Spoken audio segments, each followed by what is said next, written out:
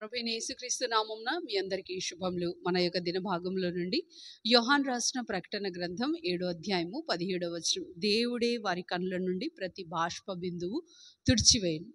మన యొక్క ప్రభు సృష్టికర్త అయిన దేవుడై ఉండి మన వంటి వారి యొక్క కంట్లో నుంచి వచ్చే నీరును తుడిచేయడానికి భూమి మీదికి తొంగి చూస్తున్న దేవుడు.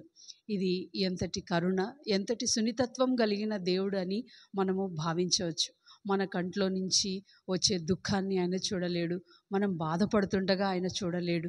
అవన్నిటినీ ఒకరోజు ఇవన్నీ వెళ్ళిపోతాయి, నువ్వు నా దగ్గర వస్తే ఇవన్నీ గతించిపోతాయి అని ఒక గొప్ప వాగ్దానం మనకు దేవుడిస్తున్నాడు. ఈ యొక్క సందర్భం మనం చూసినట్లయితే యోహాన్ భక్తుడుకు దేవుడు ఒక గొప్ప దర్శనం ఇస్తాడు. అనేకమైన ప్రజలు ఆయా ప్రాంతంలో నుంచి వీళ్ళు వచ్చిన వారి కంట్లో నుంచి దుఃఖము, కన్నీరు, ఆకలి, దాహము వంటి అనేకమైన పరిస్థితులు ఎదురై ఉన్నాయి. అయితే దేవుడు అలాంటి వారి ఎదుట ఒక వాగ్దానం ఇచ్చాడు. దేవుడే వారి కండ్ల నుండి ప్రతి బాష్ప బిందువు తుడిచి. వారు ఎవరు అంటే వీరు మహాశ్రమల గుండా వచ్చి వెళ్ళిన వారు మన ఎదురుగా ఒక ధైర్యం వంటి వారు. మన ఎదుట కొన్ని పరిస్థితులు ఎదురవుతూ ఉంటాయి.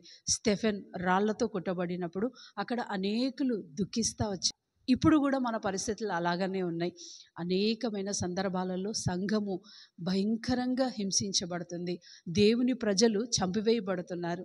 అదిగాక పక్కన ఏమంటున్నారంటే, చంపివేస్తూ మేము దేవునికే సేవ చేస్తున్నాము అనేవాళ్ళు కూడా ఇప్పుడు మన ముందరనే ఉన్నారు. వారిని మనం చూస్తున్నాం కూడా. అయినప్పటికీ ప్రభు యొక్క వాగ్దానం ఎటువంటిదంటే, ఏ స్థితిలలో ఏ ఓదార్పు మనకు లేని సమయాలలో ప్రభు యొక్క గొప్ప ఓదార్పుతో కూడిన వాగ్దానం మనకుంది. పరిస్థితులు ఏమైనప్పటికీ, క్రైస్తవ జీవితంలో కన్నీరు ఒక భాగమే అయినప్పటికీ, మన యొక్క జీవన శైలిలో ఒక పార్ట్ ఆఫ్ ద లైఫే అయినప్పటికీ ప్రభు మనకు ధైర్యం ఇస్తున్నాడు. నువ్వు కన్నీరు గారుస్తున్న స్థితి ఉండవచ్చు. నీ యొక్క ప్రియమైన వారు చనిపోయారని కన్నీరు గారుస్తుండొచ్చు. ఏదో ఒక బాధ, ఏదో ఒక రోగం, ఏదో ఒక దుఃఖము నీ ముందు ఉండవచ్చు. కానీ ప్రభు ఇచ్చు ఆ ధైర్యం ముందు అవి ఏవి పనికిరావు. ప్రభు ఇచ్చు వాగ్దానం ఏంటంటే, దేవుడే వారి కళ్ళ నుండి ప్రతి బాష్ప బిందువు తుడిచివేయను. ఈ స్థలం వరకే నీకు ఆ బాష్ప బిందువులు, ఈ స్థలం వరకే నీకు ఆ కన్నీరు. కానీ మనం ఎప్పుడైతే దేవుడి దగ్గరికి వెళ్తామో ఇవన్నీ గతించి వెళ్ళిపోతాయి. రండి, ఆ ప్రభు దగ్గరికి వచ్చి ఆ గొప్ప నిరీక్షణతో ఆయన కొరకు ఎదురు చూద్దాం. ఆ గొప్ప రాజ్యంలో మనం కూడా చేర్చబడినట్లుగా, ప్రభు మనకు సహాయపడినట్లుగా ప్రార్థిద్దాం.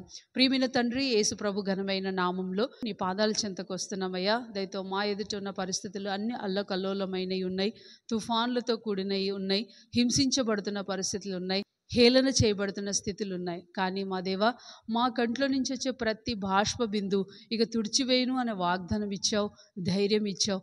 మేము కూడా మా ఎదురుగా ఎలాంటి పరిస్థితులు ఉన్నా మేము మీతోటి చూసి నడుచుటకు మీరే కృప చూపించమని ప్రార్థిస్తూ యేసుక్రీస్తు పరిశుద్ధమైన నామంలో ప్రార్థిస్తున్నాం తండ్రి, ఆమేన్.